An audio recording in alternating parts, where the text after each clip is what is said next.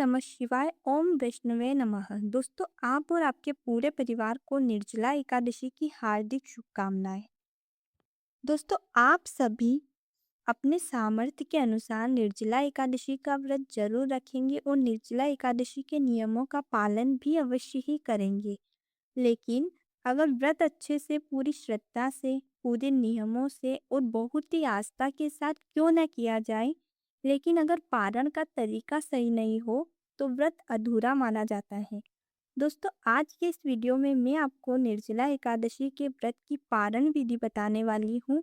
किस समय आप जल पी सकते हैं, किस शुभ मुहूर्त में आपको द्वादशी के दिन पूजा करनी चाहिए, क्योंकि बहुत सारे द्वादशी के दिन प्रदोष का व्रत भी रखते हैं। तो ऐसा क्या खाकर व्रत खोल सकते हैं जिससे आपका द्वादशी का व्रत भी कंटिन्यू रह सके। आज के इस वीडियो में मैं आपको कुछ ऐसी जानकारी देने वाली हूँ जो आपको किसी वीडियो में नहीं बताई जाएगी।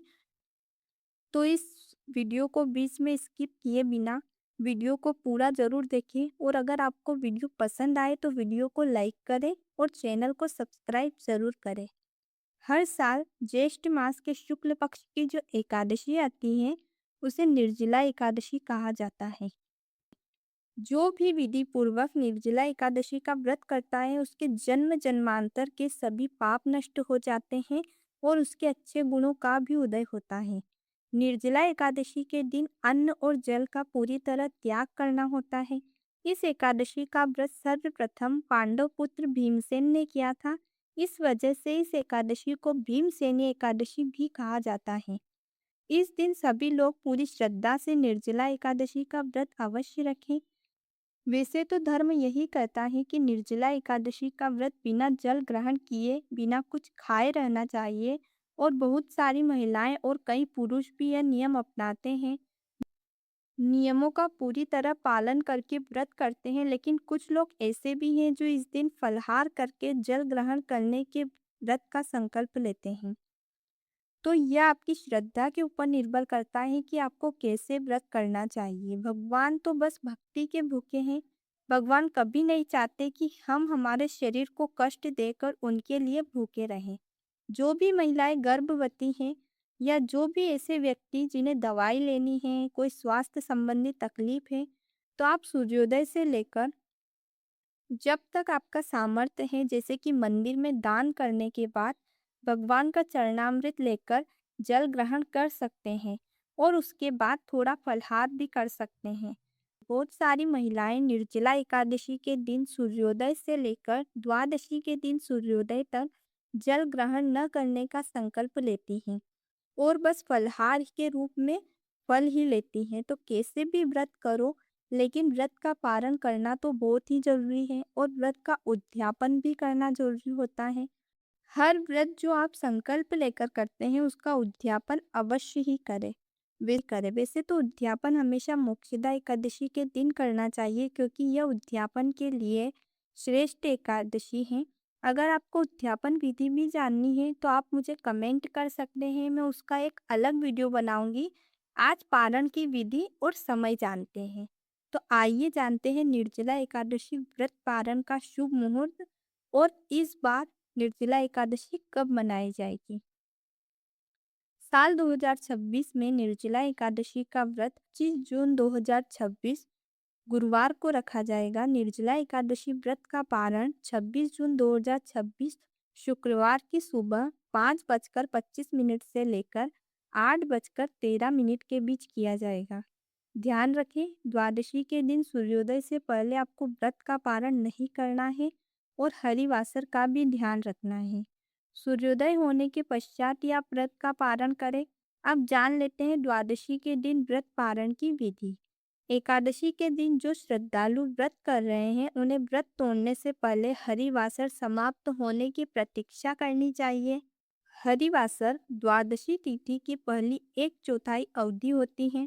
पारण के लिए सबसे पहले ब्रह्मा मुहूर्त में स्नान करें। एकादशी और द्वादशी के दिन ब्रश नहीं करना चाहिए, इस व्रत में वर्जित माना गया है। आप चाहे तो लकड़ी से दातुन कर सकते हैं और लकड़ी भी आपको दशमी को ही तोड़नी पड़ेगी, क्योंकि एकादशी और द्वादशी को छोटी टहनियों को नहीं तोड़ा जाता है।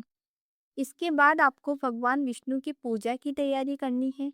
जैसे निर्जला एकादशी के दिन पूजा करते समय संकल्प लिया, वैसे ही पारण करते समय भी आपको भगवान विष्णु के आगे संकल्प लेना होगा। प्रार्थना करते हुए कहना है कि हे श्री हरि, जाने अनजाने में अगर मुझसे व्रत में कोई भूल हो गई हो तो आप मुझे क्षमा करना। अगर मेरे शरीर या मेरे मन से कोई भूल हो गई हो तो मुझे अपनी संतान समझकर क्षमा करें। अब आप पूजा शुरू करें।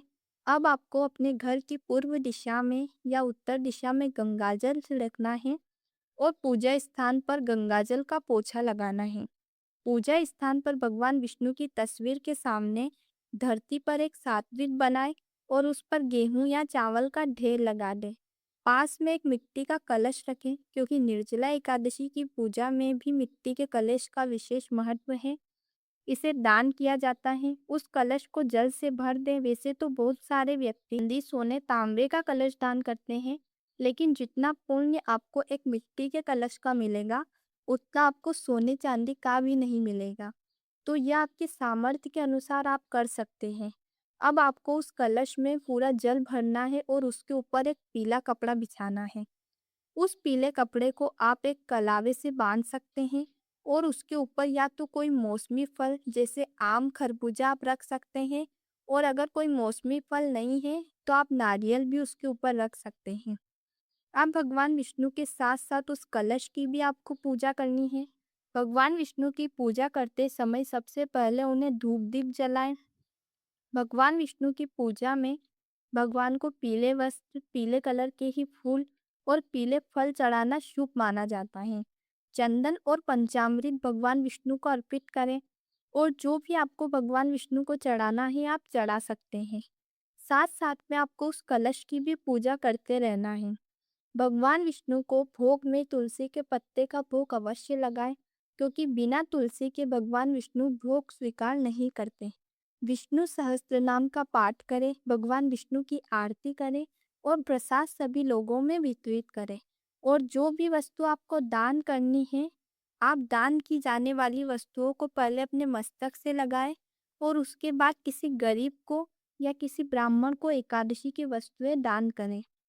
अगर आपके प्रदोष का व्रत नहीं है तो एकादशी के दूसरे दिन यानी कि द्वादशी के दिन चावल की खीर का भोग भगवान विष्णु को विशेष रूप से लगाया जाता है, और आप भी अपने व्रत का पारण करने के बाद उस चावल की खीर से ही अपना व्रत खोलें। लेकिन अगर आपके प्रदोष का व्रत है तो आप थोड़े से चरणामृत और तुलसी के साथ अपना व्रत खोलकर अपना प्रदोष का व्रत कंटिन्यू कर सकते हैं। आशा करती हूँ आज की ये जानकारी आपको पसंद आएगी।